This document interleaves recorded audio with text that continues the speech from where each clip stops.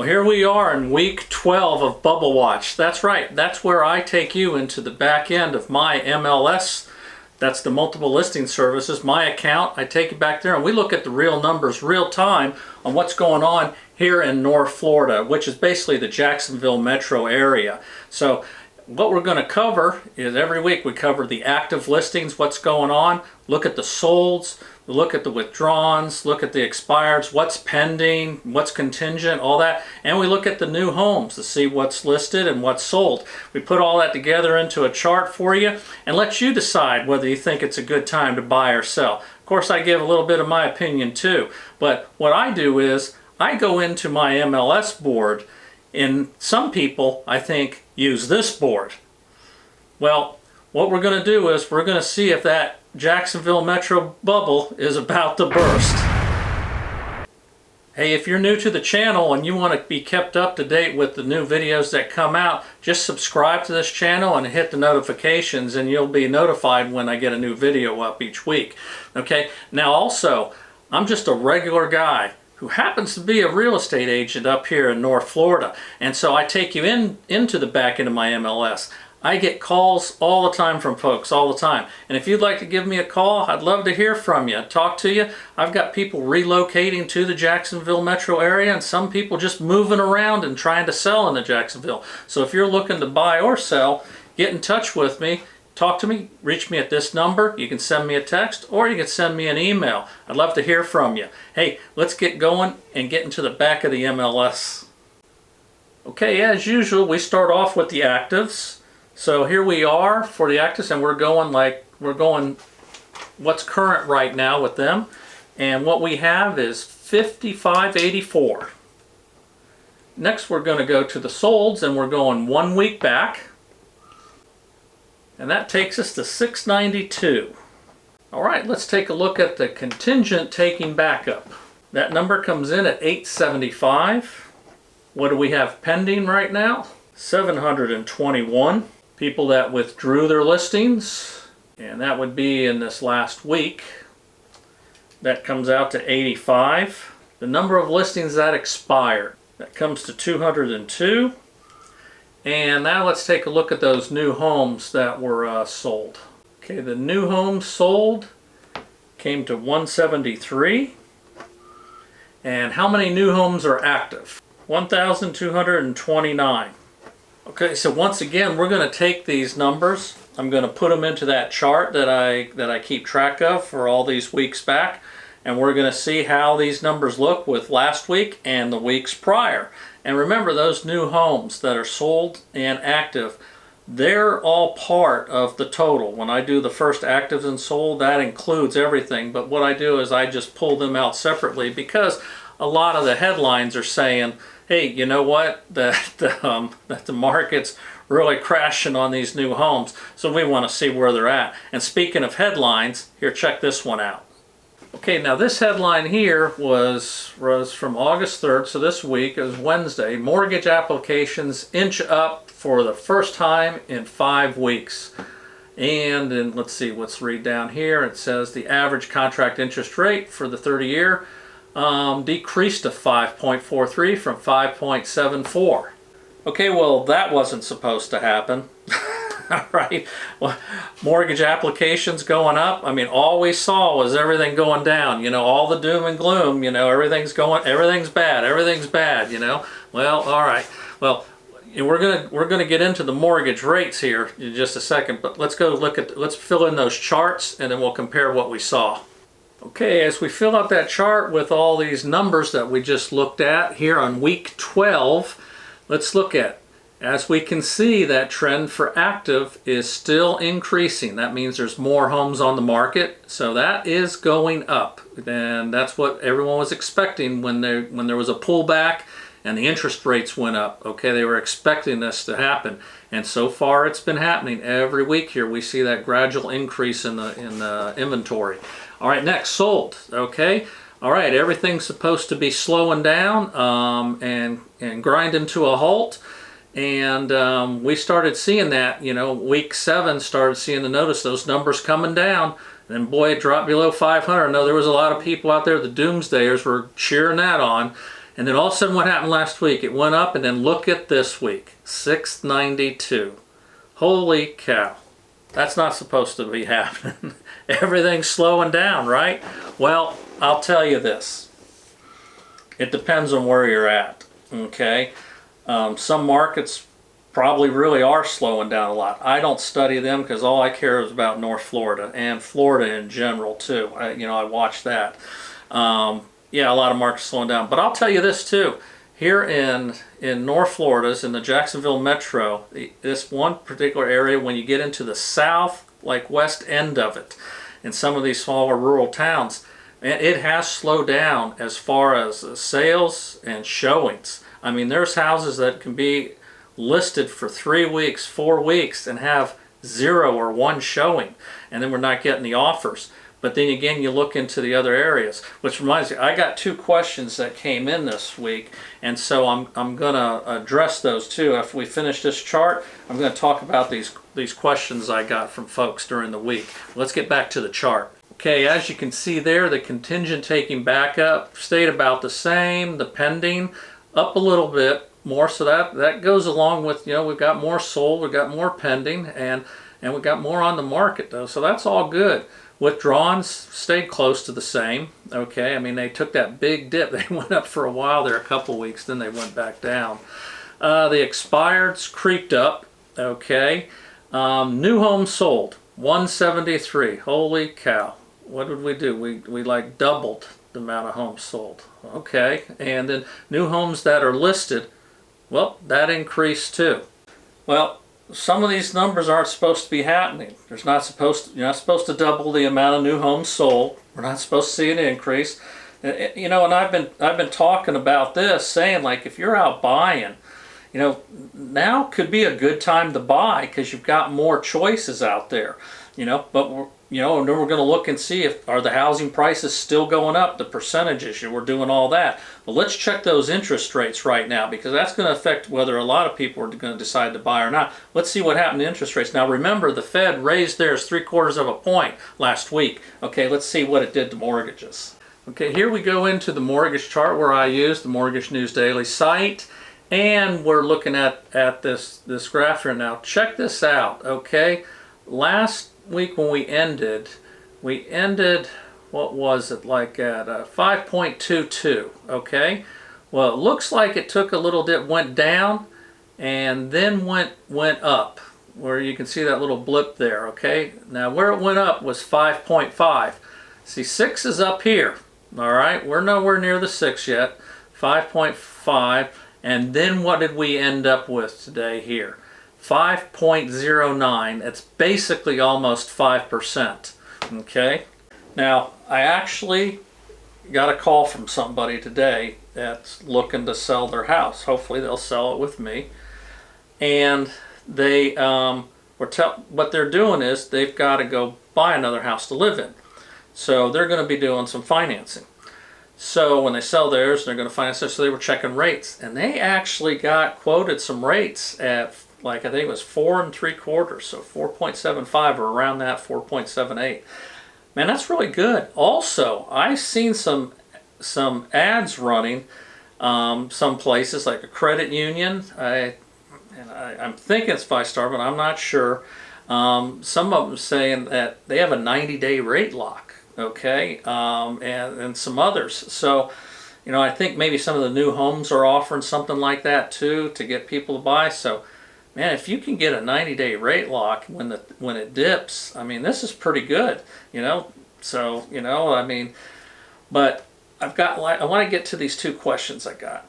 One of them was, someone wanted to know, okay, where's the Jacksonville metro consist of? If it's just Jacksonville, how far out? So here I'm going to show you on a map what we're looking at. Okay, right here we'll highlight what is basically the Jacksonville metro as far as the Northeast Florida MLS is concerned here. And that's it. So you see it's all outlined there in the white. And you see we go all the way up there to the state line. Okay, that's north of Jacksonville there. When you see like Yulee, Fernandina Beach and all that. Of course, we've got the Jacksonville area, which is the largest area. And then all the other towns around it. And then you get down in the southwest area, the Stark, Keystone Heights, Interlochen, Hawthorne. That is where I was telling you where things have really slowed down. And then you have over here, you got more Flagler Beach, Palm Coast. You see St. Augustine over there in St. Johns County and in Flagler County. And now some of those folks will say that this is okay, that's really like the Daytona metro area. Well, you know, Northeast Florida, I'll show you when I start showing you the home sales on the map here. A lot of it goes down in the Palm Coast too, in Flagler. So that is ours. As you look, as you get down further down here, you see Orlando right there. Well, Palm Coast and Flagler Beach, they're closer to Jacksonville than they are to Orlando, so that's why we kind of group them in there. Okay, the next question I had gotten was for someone wanting to know, where is the concentration of sales? That we're seeing these sales increasing, where are they? Because a lot of people are saying, well, I don't see it where I'm at, and stuff like that. All right, I'm going to show you on the map where those solds were. Okay, what we'll do, we go back into the MLS here and go back into the 7 days, and we want to look at the map. There you can see, like, I got that clump there in Palm Coast right there, some Palaca. But for the most part, you see, look at that. This is where, you know, we've got a few over there in the Keystone area and stuff over the week, but the bulk of it, look at that, all right around Jacksonville. I mean, there's so many dots all around. You can't even see the word Jacksonville, you know. And you've got all the, like St. Augustine Beach has a lot, but a lot of it all clustered around. And then it also comes out into these areas like you see Green Cove Springs, you know, Middleburg, Orange Park, that area too, over there Jacksonville Beach, and quite a few up there in Fernandina Beach and Yulee. But this is where the concentration is of these sold homes. So there's quite a few, and that up there as you get closer to the downtown Jacksonville. All right, something else we got. Okay, we're going to go look at those square footage to see what happened with the square price per square foot, and that's for the single family homes is what we do that in Jacksonville, just to get something to base it on.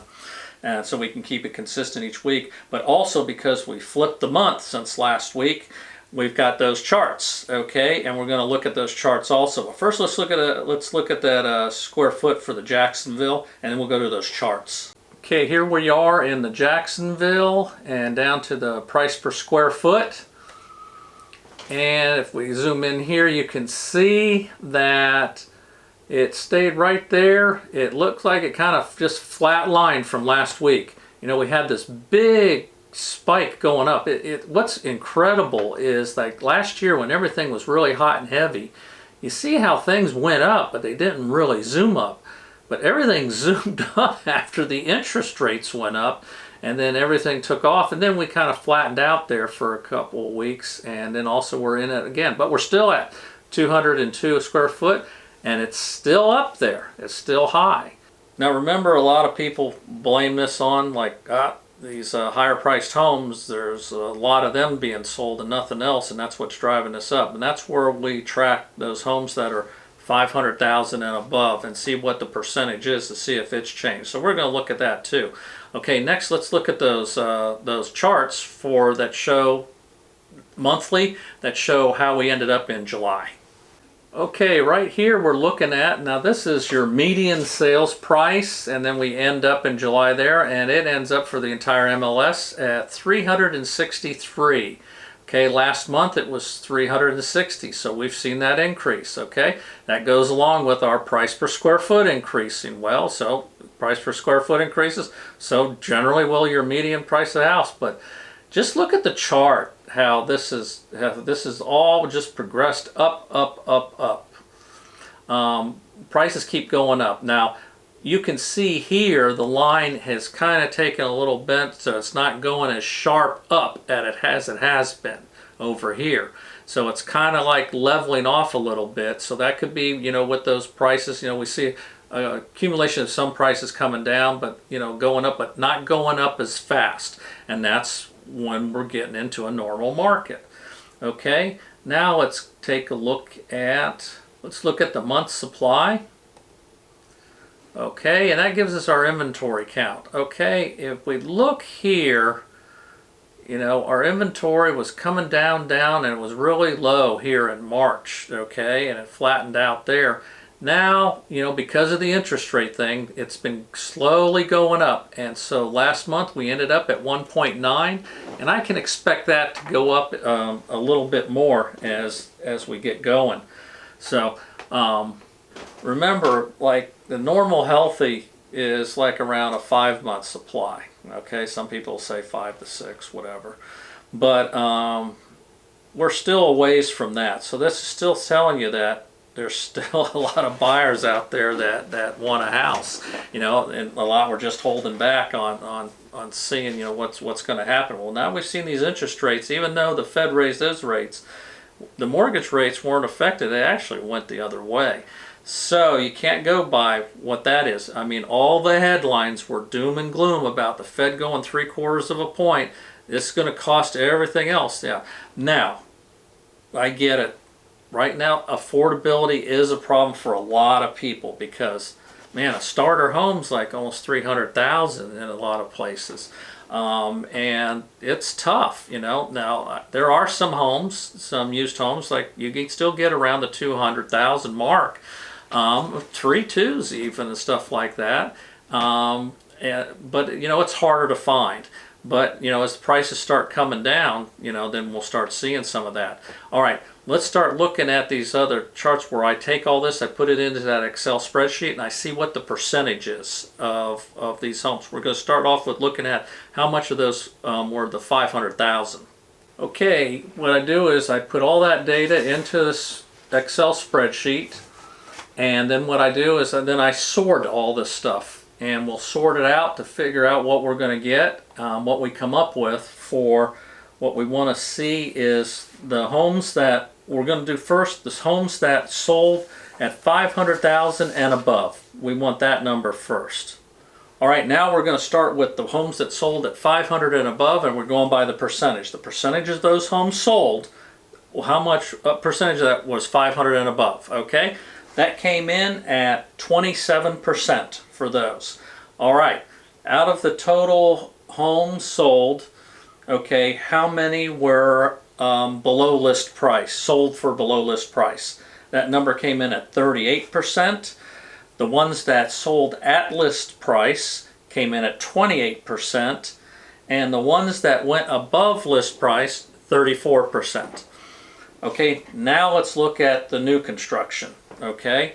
New construction homes that sold below list price, okay, that was 12%.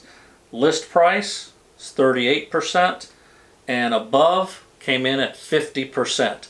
So now we're going to take all those numbers, we're going to put it in a chart, and we're going to compare and see how that was with last week and the other weeks to see if we see this trend about this bubble that's going to burst. All right, let's take a look and chart it out. Okay, our first chart here, we showed the 500 and up, and that was 27%. As we can see, it just rose just slightly above week 11, and that was 26, and it's still down from that high of week 10, that was 30%. Now, homes that sold under list, 38%. That dropped. Okay, that wasn't supposed to happen. Okay, homes that sold at list, 28%, they stayed the same. And then the homes that sold above list, 34% went up. What's going on here? This wasn't supposed to happen. Okay, we're seeing all we're seeing was the headlines, everything. Home prices are taking a dive. Everything's going down. And then now we're seeing more actually sold for above list, and others are selling below. That number there has changed. I says, doesn't make sense. Well, let's look and see what the new homes did, and then we'll talk about it. Okay, here we got the new construction, and the homes that sold under list, 12%, so that was a little less. Homes that sold at list, 38, stayed about the same there, and homes that sold above, about 50. So the new construction pretty much stayed the same.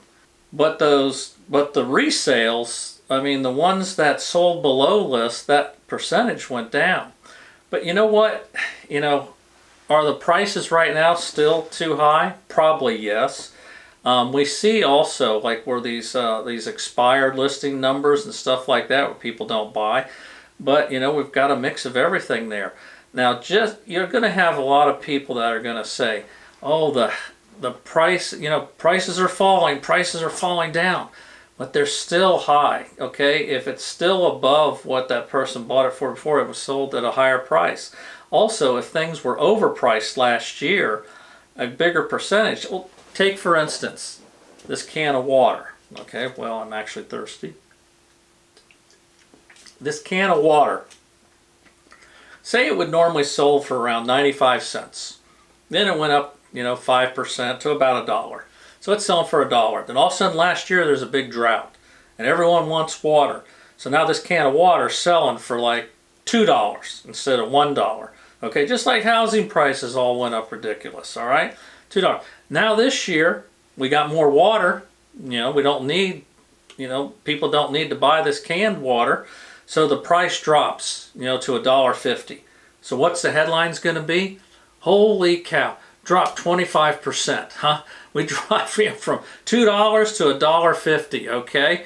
So, but actually, it's still, 50 cents a can more than what it should have been when it was $1. So it still is high priced, it's overpriced, but the headlines are going to say a drop. Same thing with those houses, okay? You're going to see them saying they're dropping in price, but a lot of them are still high. And a lot of people are selling thinking like that they could still get it. Although we're still seeing trends where the house prices go up. So I don't blame sellers for trying to get, more money for it and trying. And that could be why you see some of these prices start dropping, because they're trying to get that. And some of them are succeeding. And in fact, I had someone was talking about a market that, like slowing down, like in South Florida and all. And I said, so I don't know why I was on it, but I looked up a house there down in Hollywood. I got to show you this. We're just going to go to Zillow and check this out. Since it's sold, we can show what it is, because we're just looking at line. But I want to show you something. Now here we are on Zillow, and I don't remember what I was looking. Now I lived down around the Hollywood area for a long time, and I grew up down there. And so, these homes that were made in the 50s and 60s, and this I think was the 60s home. They aren't that big, but this would have been nice because it's 4-bedroom, 3-bath, okay, 2,900 square feet. Now, could they have added on since it was originally built there? Probably. And it has a garage, so it's really nice. But look at this. Okay, when I'm talking about like things overpriced, look down here, because, Zillow shows the solds, okay, where it had, let's go further down even, in '01, okay, it sold for $112,000, $39 a square foot. Then in 2018, 274 square foot, $797, and then it just sold this week, $530 a square foot for $1.5 million, okay? I mean, that's incredible, okay? That's incredible. Now, these houses, like I said, I grew up around there, and those type of houses, I remember, I would look at just regular homes. Now, this is only on less than 1/4 of an acre, so it's not a lot of property. And to me, I would think like $500,000 would be a lot of money. But $1.5 million? Holy smokes. So there's a strong market there, right? I mean, all these people saying everything, man, just bad. Everything's crashing, all this and that. You're going to get screwed, and all that, Well, I don't know. You got to look at these numbers, decide for yourself. How is a house like that selling for $1.5 million in a bad market? I don't. It's still a good market for a lot of people. Okay, now of course some people are getting priced out because of the interest rates and the prices going up. But man, it's still a strong market as far as the houses go. And something else, people talk about, your house as an investment. I hate that term for referring to your house. My house is not an investment. No, I didn't buy my house thinking about reselling it to make money. Okay, I bought a house because I needed a place to live.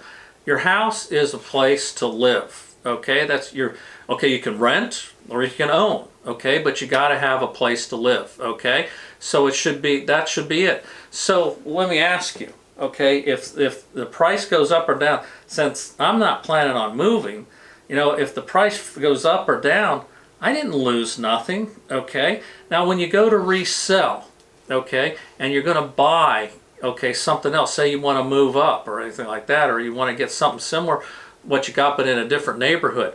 Well, think about it.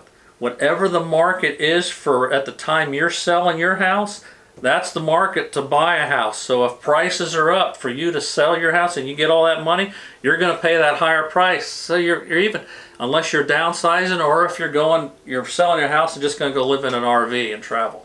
Okay, and believe me, there's plenty of people doing it, and plenty of people did, and all that. But I cannot stand the term, my house is an investment. No, your house is something that you need to live in, and you look at it that way. So I'm thinking like, okay, am I the Lone Ranger here thinking like this? Because I've thought about this all the time. So whenever you're in doubt, Google it. So I Googled it, and then I found this article by these folks, and it was fairly recent. Here, check it out.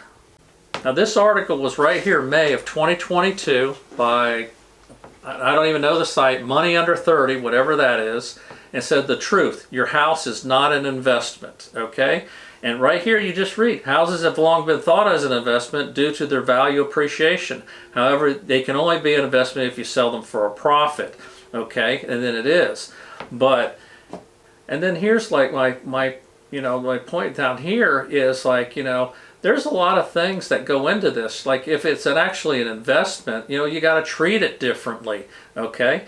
But it's not like something like stocks or mutual funds or anything like that you want to invest in that you buy and sell to get out of. Now, granted, there are some people that do buy homes like that, live in them for a while, then resell them as the market goes up, then buy something else, and a lot of times they're fixing them up. So that's just the lifestyle they want. That's not me, and that's not most people. Now, some people may have moved longer than others, but a lot of people say if you're not going to stay in a home a long time, okay, you may be more concerned about that price fluctuation. But again, if your price goes down, and it depends on the equity you got in it, and how you finance. I understand all that in the time frame.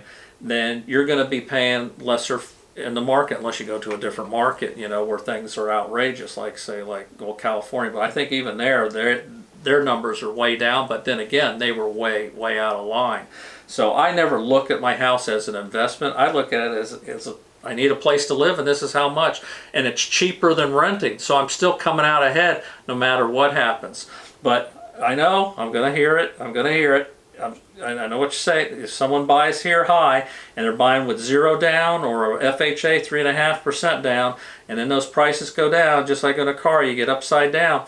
You can be flipped there because you didn't put much down and the prices changed, and now you got to get out. That's going to happen to some people, but not everybody. But you can't look. I just don't look at it as an investment. That's just my personal opinion, right or wrong. So I give you these facts, I show you these numbers, and all like this. And then you have to decide whether it's time for you to buy or sell.